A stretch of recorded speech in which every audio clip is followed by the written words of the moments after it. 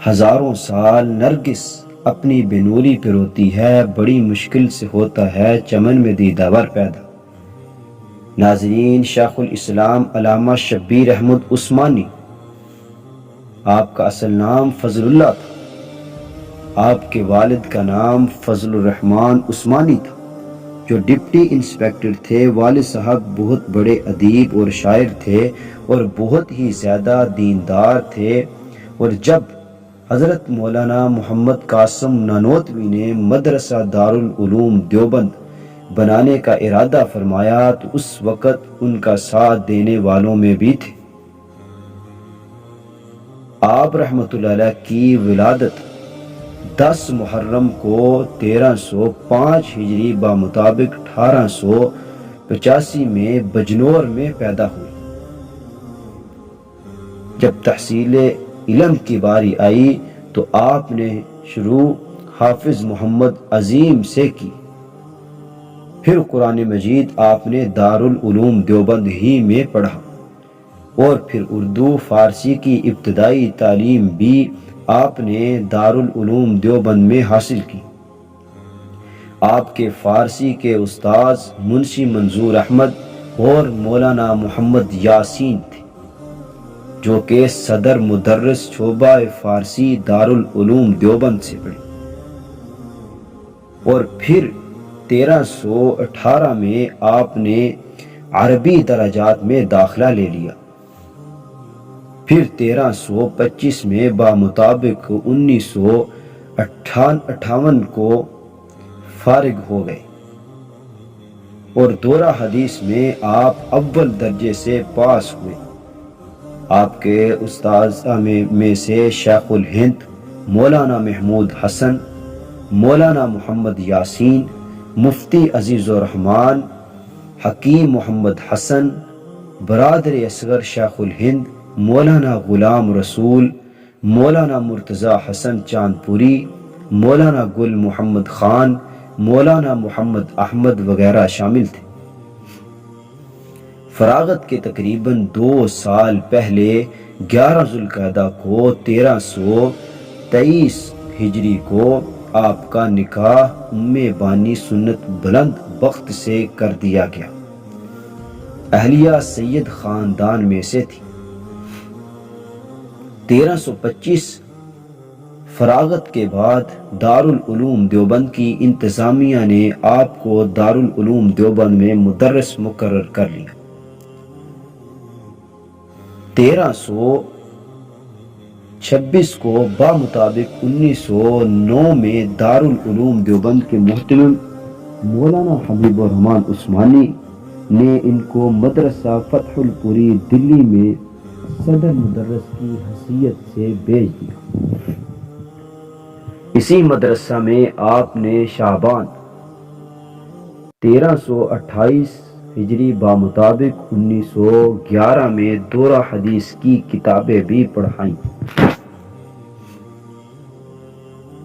2 سال کے بعد آپ کو دارالعلوم دیوبند کے محتمم مولانا حبیب الرحمن نے دوبارہ دارالعلوم دیوبند میں بلا لیا، اور یہ بات کہی کہ ممبران مدرسہ دارالعلوم دیوبند کو یہ امر پسند نہ تھا کہ ایسے لائق اور کارآمد شخص کو دارالعلوم دیوبند سے جدا رکھا جائے، اس لیے آپ کو شوال 1328 میں دارالعلوم دیوبند واپس بلا لیا۔ آپ کچھ وجوہات کی بنیاد پر جامعہ اسلامیہ ڈھابیل تشریف لے گئے، اور پھر تقریباً وہاں 1354 تک رہے، اور وہاں پر بھی مختلف درجات کی کتابیں پڑھائیں۔ 1354 ہجری بمطابق 1936 میں آپ کو دیوبند میں بلا لیا گیا۔ یہاں پر آپ صدر مدرس کی حیثیت سے رہے، اور ہزاروں تلامذہ کو آپ نے چشمہ فیض سے سیراب کیا۔ آپ کے چند ممتاز تلامذہ کے اسمائے گرامی یہ ہیں، جس میں مولانا محمد ادریس کاندلوی اور مولانا مفتی محمد شفیع اور مولانا بدر عالم میٹھی مہاجر مدنی حضرت مولانا قاری محمد طیب قاسمی، مولانا سید محمد علامہ یوسف بنوری وغیرہ شامل ہیں۔ آپ کی سیاسی خدمات کچھ یوں ہیں: 1913 بمطابق 1330 ہجری میں جنگ بلقان کا آغاز ہوا تو اس میں ترکوں کی جماعت میں آپ نے حصہ لیا، اور پھر تحریک خلافت اور ترک سوالات میں حصہ لیا، اور مارکا آرا فتویٰ، ترک سوالات کا فتویٰ علامہ شبیر احمد عثمانی نے حضرت شیخ الہند کے حکم پر لکھا تھا۔ جب جمعیت علماء ہند بنی، آپ اس جماعت کے زبردست سرگرم رکن رہے۔ 1919 میں اس جماعت میں شامل رہے اور اس وقت اس کے روح رواں بنے رہے۔ اس عرصہ میں آپ نے 1922 میں جب گیا شہر میں جمعیت علماء ہند کا سالانہ جلسہ ہوا تو مولانا حبیب الرحمن عثمانی محتمم دارالعلوم دیوبند صدر بنائے گئے۔ آپ کا خطبہ صدارت علامہ شبیر احمد عثمانی نے ہی پڑھا، جس سے جلسہ کا رنگ بدل گیا، اور اس جلسہ میں آپ نے یادگار تقریر کی۔ ناظرین، جب سلطان ابن مسعود کی حکومت حجاز مقدس میں داخل ہوئی اور وہ حنبلی مذہب سے تعلق رکھتے تھے تو مکہ معظمہ اور مدینہ منورہ میں جتنے صحابہ کرام کے پختہ مزارات تھے ان تمام مزارات کو ختم کر دیا جو حکومت ترکیہ نے بنوائے تھے۔ اس سے دنیا اسلام میں ایک ہلچل مچ گئی اور مشرق سے مغرب تک اضطراب اور جوش و غضب کی لہریں دوڑ گئی۔ نیز ارادہ یہ بھی تھا کہ آپ صلی اللہ علیہ وسلم کے روضہ اقدس کو اصل حالت میں کر دیا جائے۔ بہت زیادہ اسراف ہوتا ہے، اس کو کم کر دیا جائے۔ چنانچہ اس عمل سے روکنے کے لیے ہندوستان سے علامہ شبیر احمد عثمانی، مفتی کفایت اللہ، مولانا عبد الحلیم صدیقی، مولانا محمد علی جوہر، مولانا شوکت علی، مولانا سید سلیمان ندوی حجاز مقدس تشریف لے گئے۔ مولانا علامہ شبیر احمد عثمانی نے ایسے مدلل اور مبرہن دلائل پیش کیے جس کی وجہ سے حکومت سعودیہ اس کام سے رک گئی۔ بقول شاعر، اثر لبھانے کا پیار تیرے بیان میں ہے، کسی کی آنکھ میں جادو تیری زبان میں ہے۔ جب فتنہ قادیانیت اٹھا تو آپ نے 1925 میں دیگر علماء کے ساتھ حضرت علامہ انور شاہ کاشمیری، مولانا مرتضی حسن وغیرہ کو ساتھ ملا کر پنجاب کے بڑے بڑے شہروں کا دورہ کیا اور مرزائیت کے متعلق اعلان حق کیا، منکرین کو رفع شبہات کی دعوت دی۔ لدھیانہ، امرتسر، لاہور، گوجرانوالا، گجرات، راول پنڈی، ایبٹ آباد، مانسیرہ، ہزارہ وغیرہ بھی قادیانیوں کے خلاف لوگوں کے شبہات دور کیے۔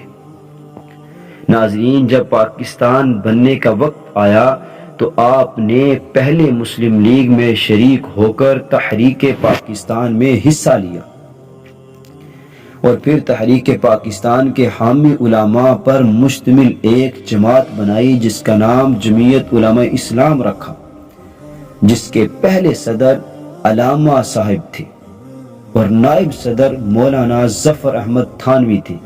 آپ نے پورے ملک کا دورہ کیا اور لوگوں کو پاکستان بنانے پر آمادہ کیا۔ سرحد کے ریفرنڈم، علامہ شبیر احمد عثمانی کی سعی کا بہت دخل ہے۔ ناظرین، جب پاکستان کا جھنڈا لہرانے کی باری آئی، پاکستان کے بننے کے بعد 14 اگست 1947 بمطابق 18 رمضان المبارک کو کی دوپہر تھی، آپ جشن آزادی پاکستان میں شریک ہوئے اور محمد علی جناح نے آپ کے ہاتھوں سے پاکستان کا پرچم لہروایا۔ اس کے بعد آپ پاکستان میں ہی رہ گئے اور یہیں آپ کا انتقال ہوا۔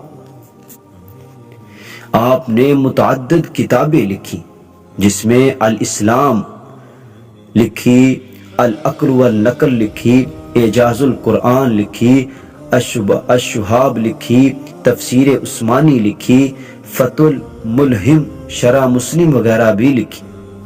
اس کے علاوہ مختلف کتابوں پر تقریضیں اور متعدد رسائل پر مضامین تحریر فرمائی۔ آپ کی تمام ہی کتابیں مشہور ہوئیں، مگر خاص کر مسلم کی شرح اور قرآن کی تفسیر تو بہت معروف ہوئی۔ علامہ انور شاہ کشمیری نے ایک موقع پر علامہ شبیر احمد عثمانی کے بارے میں فرمایا کہ علامہ شبیر احمد عثمانی نے تفسیر قرآن کریم لکھ کر دنیا اسلام پر عظیم احسان کیا ہے۔ اس طرح مولانا عبید اللہ سندھی رحمۃ اللہ علیہ فرماتے ہیں کہ میں نے ایسی تفسیر ابھی تک نہیں دیکھی۔ اس میں شیخ الہند حضرت مولانا محمود حسن کی روح کار فرما ہے۔ علامہ سید سلیمان ندوی نے ان کی تفسیر قرآن کریم کے بارے میں فرمایا، علامہ عثمانی کی تصنیفی و علمی کارناموں اور کمال علمی کا نمونہ ہے۔ آپ کا وصال 8 دسمبر 1949 کی رات کو کچھ بخار ہوا اور پھر صبح کے وقت سینہ میں درد محسوس ہوا اور سانس میں رکاوٹ ہونے لگی اور یہی موت کا سبب بنی۔ آپ کا وصال 13 دسمبر 11:40 پر بروز منگل ہوا، جبکہ آپ کی عمر مبارک 64 سال تھی۔ گورنر جنرل پاکستان خواجہ ناظم الدین اور وزیر اعظم لیاقت علی خان نے اپنے تمام دورے منسوخ کر دیے اور جنازے میں شرکت ضروری سمجھی۔ آپ کو غسل اور نماز جنازہ دینے کا وقت آیا تو آپ کو غسل دینے میں حضرت مولانا بدر عالم میٹھی مہاجر مدنی نے دوسرے ساتھیوں کی مدد سے دیا۔ نماز جنازہ مفتی اعظم پاکستان مفتی محمد شفیع نے پڑھائی۔ جنازے میں تقریباً 2 لاکھ کے قریب لوگوں کا ایک جمع غفیر تھا۔ آپ کے جسد خاکی کو اسلامیہ کالج کے احاطہ میں جمشید روڈ کراچی میں سپرد خاک کیا گیا۔ وہاں پر اسلامیہ کالج تو بعد میں بنا، اصل وہاں پر اسلامک ایجوکیشنل سوسائٹی کے ماتحت جگہ تھی، جس کے حضرت علامہ شبیر احمد عثمانی صدر تھے۔ وصال علامہ روزگار شبیر احمد عثمانی وائے شیخ الاسلام شبیر احمد مرحوم۔ جب آپ کا انتقال ہو گیا تو علماء نے کچھ تعزیت یوں کی، جس میں حضرت مولانا ادریس کاندلوی رحمۃ اللہ علیہ نے فرمایا، علامہ عثمانی اس دور کے امام راضی اور امام غزالی تھے۔ قاری محمد طیب رحمۃ اللہ علیہ نے تقریر فرمائی، جس میں فرمایا کہ علامہ شبیر احمد عثمانی ایک بہت بڑے عالم فاضل تھے۔ آپ کا فہم، فراست اور فقہ قفص بے نظیر تھا۔ حضرت مولانا سید حسین احمد مدنی کو پتہ چلا تو حضرت نے فرمایا کہ علامہ شبیر احمد عثمانی کی شخصیت بے مثال تھی۔ علم و فضل میں آپ کا پایہ بلند تھا اور ہندوستان کے جید علماء میں سے تھے۔ متحدہ بنگال کے وزیر اعظم نے کہا، غیر منقسم بنگال کے آخری وزیر اعظم مسٹر حسین سہروردی نے کہا کہ مولانا شبیر احمد عثمانی کی رحلت سے ایک ایسا نقصان ہوا کہ جس کا الفاظ میں اظہار ممکن نہیں، اور مزید کہا کہ مولانا کی شخصیت زہد و تقوی، علمی فضیلت اور سیاسی بصیرت کا اجتماع تھا، اور علوم دینیہ اور قرون شریعہ کے متبحر تھے، عالم تھے۔ انہوں نے اسلامیان ہند کی اس انداز سے رہنمائی کی کہ اسے کبھی فراموش نہیں کیا جا سکتا۔ خدا تعالیٰ انہیں جنت الفردوس میں جگہ دے۔ مولانا ظفر احمد تھانوی نے فرمایا، موت کے ظالم ہاتھوں نے ایک ایسی ہستی کو ہم سے جدا کر دیا جس سے ملک کے تمام مذہبی رہنما ہدایت حاصل کرتے تھے۔ مولانا سید سلیمان علی ندوی نے کچھ یوں فرمایا، کہا حضرت مولانا علامہ شبیر احمد عثمانی کا یکا یک ہم سے جدا ہو جانا ایک ایسا صبر آزما ثانیہ ہے جس میں چشم ماتم گسار خدا جانے کب تک اشک بار رہے۔ تو علماء کرام کی صف میں علامہ عثمانی اپنی علمی فضیلت اور کردار کی بلندی دونوں اعتبار سے اتنا بلند مقام رکھتے تھے کہ پاکستان تو درکنار تمام روئے زمین میں بھی آپ کے پائے کی کوئی ہستی نہیں تھی۔ ناظرین، مزید اس طرح کی ویڈیو اور اکابر اپنے اسلاف کے کارنامے اور ان کی خدمات، ان کی حیات کے بارے میں جاننے کے لیے ہمارے چینل کو سبسکرائب کریں۔